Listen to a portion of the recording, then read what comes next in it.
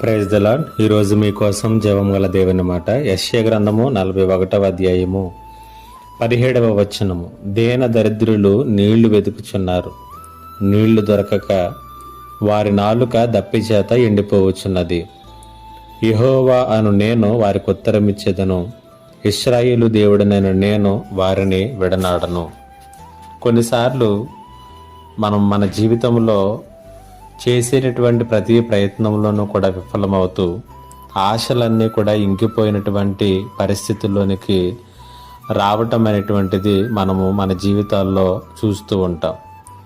జీవితము ఎండినటువంటి చెట్టు వలె మారిపోవటం మనల్ని ఎంతో బాధకు వేదనకు గురి చేస్తుంది. 41వ అధ్యాయం యెషయా గ్రంథము 17వ వచనంలో దేవుడు ఇశ్రాయేలు ప్రజలతో మాట్లాడేసరికి వారి పరిస్థితులు కూడా ఈ రీతిగానే ఉన్నాయి. వారు నీళ్లను వెతుకుచున్నారు, కానీ అవి దొరకక దప్పిక చేత వారి యొక్క నాలుక ఎండిపోతూ ఉన్నట్లుగా ఇక్కడ దేవుడు తెలియచేస్తున్నాడు.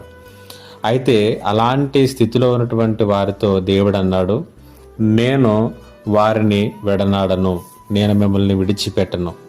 చెట్లు లేని మెట్టల మీద నదులను పారజేస్తాను, లోయలో నీటి ఓటలను పుట్టిస్తాను అని ఆ క్రింద 19వ వచనంలో దేవుడే తెలియచేస్తాడు. అనగా మనుషులుగా మీకు సాధ్యం కానటువంటి కార్యములను దేవునిగా నేను మీ పక్షముగా జరిగిస్తాను అని వారికి వాగ్దానం చేస్తున్నాడు.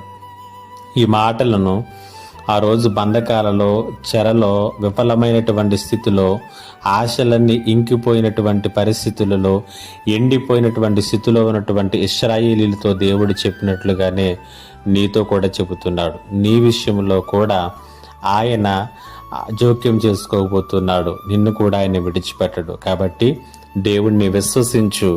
దేవుడు నీ జీవితంలో కార్యాలు జరిగించబోతూ ఉన్నాడు. దేవుడి ఈ మాటల చేత మిమ్ములను బలపరచును గాక. ఆమేన్. ప్రార్థన. మహోన్నతుడైన తండ్రి, మీకు వందనాలు, స్తుతులు, స్తోత్రాలు. ఈ మాటల చేత ఎవరైతే ఆశలు ఇంకిపోయిన స్థితిలో ఉన్నారో వారిని బలపరచమని యేసు నామములో అడిగి వేడుకొనుచున్నాను తండ్రి. ఆమేన్.